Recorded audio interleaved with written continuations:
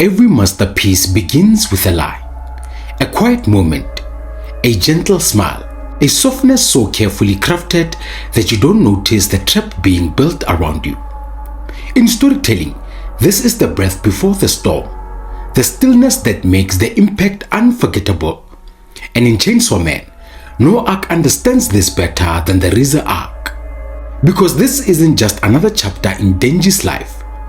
This is the moment where Fujimoto stops playing by the rules of shonen storytelling and instead begins composing like a filmmaker. Every panel, every beat, every pause is intentional. Every choice moves us closer to a single idea, that beauty and danger can exist in the same frame. This is why the Rize Arc is the perfect blueprint for a cinematic masterpiece. It embodies everything powerful stories are made of: emotional misdirection, visual tension, psychological depth, and a finale that hits like a cold blade to the heart. Today, we break down the arc piece by piece, not to praise it, but to understand how Fujimoto crafted one of the most perfectly constructed tragedies in modern manga and anime. In the Rize Arc, Fujimoto constructs the setup with such precision that most readers don't realize they're being guided, gently, deliberately, into a psychological trap. He starts by presenting Rize not as a threat, but as a fantasy. She isn't introduced with tension, darkness, or the typical chaos of Chainsaw Man. Instead, she appears in moments of quiet humanity, a girl offering warmth, attention, and a version of affection Denji has never experienced. This is not accidental, this is design. Fujimoto uses romantic comedy framing, soft body language, casual dialogue, playful testing to lure readers into comfort. Every panel is composed to make Rize feel like a safe harbor. Her eyes are gentle, her posture relaxed, even the background softens around her. It's storytelling misdirection at its finest. But hidden beneath that softness are clues, the micro signals you only notice on reread, the slight stiffness in her smile, the way her eyes linger too long. This is Fujimoto's genius. He creates a setup that thrives on contrast. And when he finally breaks the illusion, when Rize reveals the truth in a narrow alleyway, the shock doesn't work because it's violent. It works because the setup was perfect. Horror isn't loud. It doesn't scream. True horror breathes, quietly, patiently, inside the spaces where we least expect it. And in this arc, Fujimoto proves he understands this better than most filmmakers.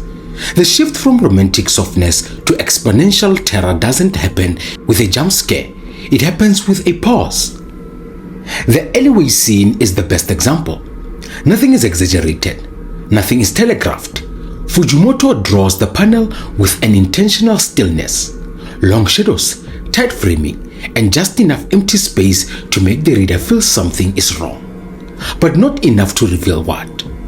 It's cinematic pacing hidden inside manga ink. The silence becomes its own form of tension. Rize's expression doesn't shift dramatically, just a tiny drop of warmth, a slight fluttering of the eye. Fujimoto zooms in on her eye just enough to isolate her from the world around her. The moment feels intimate, but airless, vulnerable, but dangerous. It's the kind of framing you expect in a thriller film, not a shonen manga.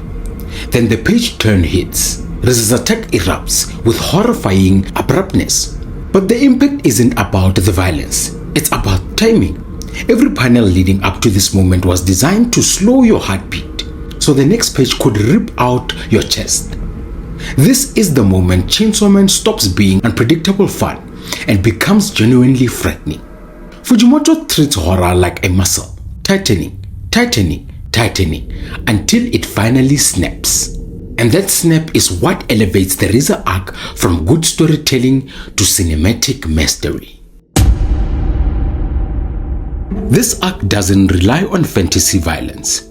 It uses real-world brutality, the kind that doesn't feel choreographed or heroic, but sudden, messy, and deeply human. When Rize reveals her true nature, the violence is not stylish or exaggerated. It's grounded, heavy, uncomfortable.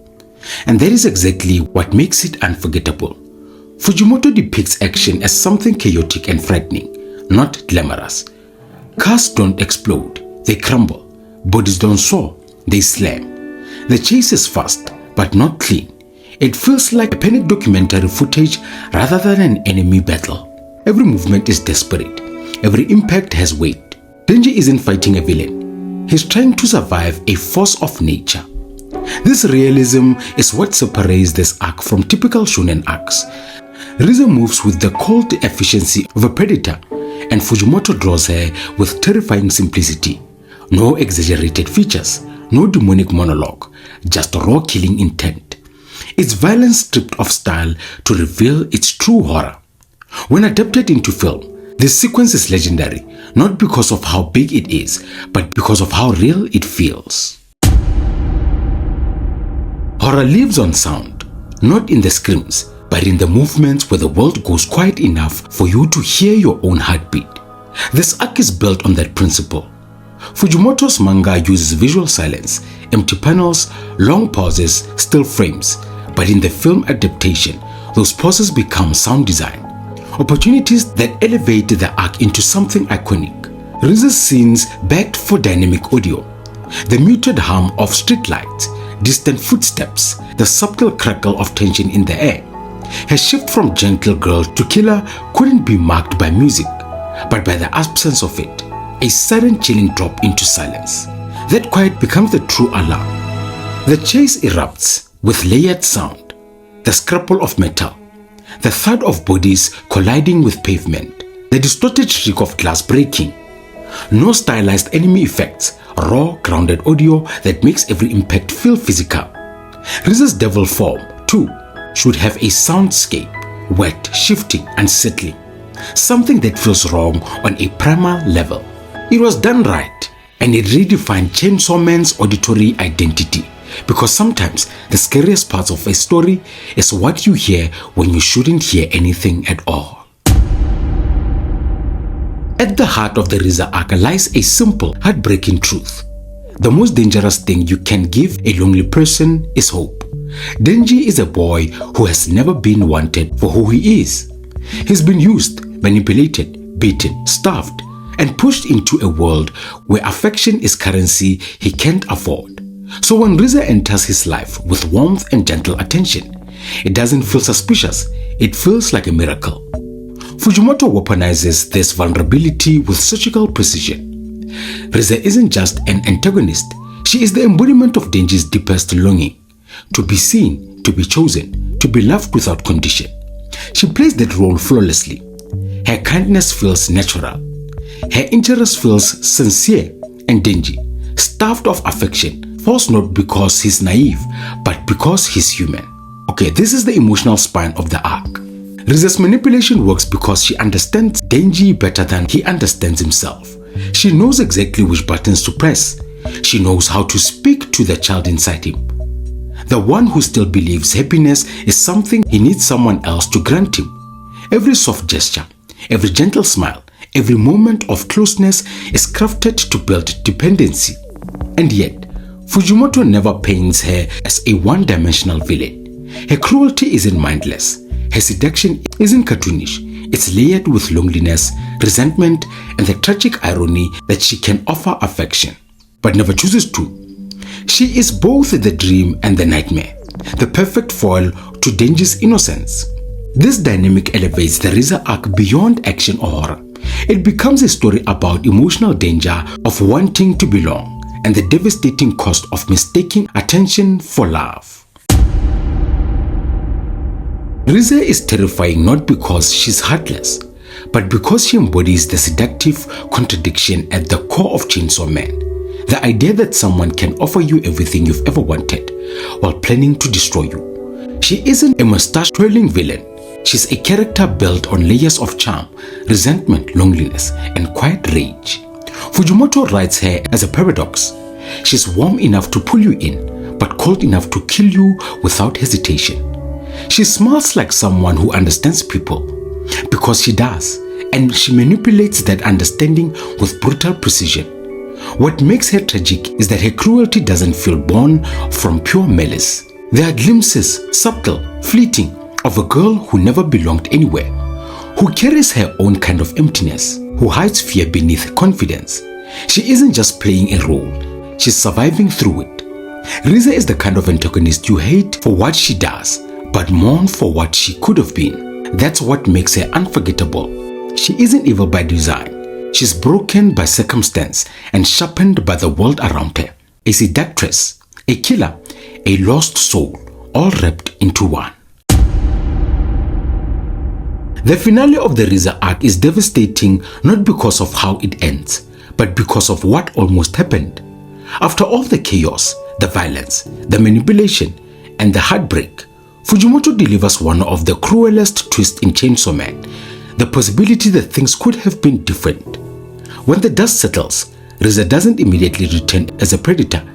She returns as a person. The violence fades, and for a moment, a brief flickering moment, you see a version of Rize who might have chosen another path. She walks through a quiet night towards Denji with a softness that feels shockingly genuine. It's the closest she ever comes to humanity. There is no killing intent in her posture, no malice in her eyes. It feels like Rize from the early scenes, the girl who smiled too easily, who almost made Denji believe in something resembling affection. For the first time, she looks hesitant, vulnerable, maybe even lonely. And when Makima appears, the emotional tragedy of the arc slams into place with clinical brutality. Makima doesn't confront Rize. She doesn't monologue. She doesn't explain. She simply ends her, quietly, efficiently, as if removing a piece from a chessboard. There is no drama, no spectacle, just an execution wrapped in stillness. This moment reveals everything. Rize wasn't Denji's salvation. She was simply another piece in a world that refuses to let him have genuine human connection. Denji never learns the truth. He never knows Rize came back, and that ignorance becomes the sharpest wound of all. This finale isn't just the end of an arc. It's the thesis of Chainsaw Man. Hope can be real, but it's never safe.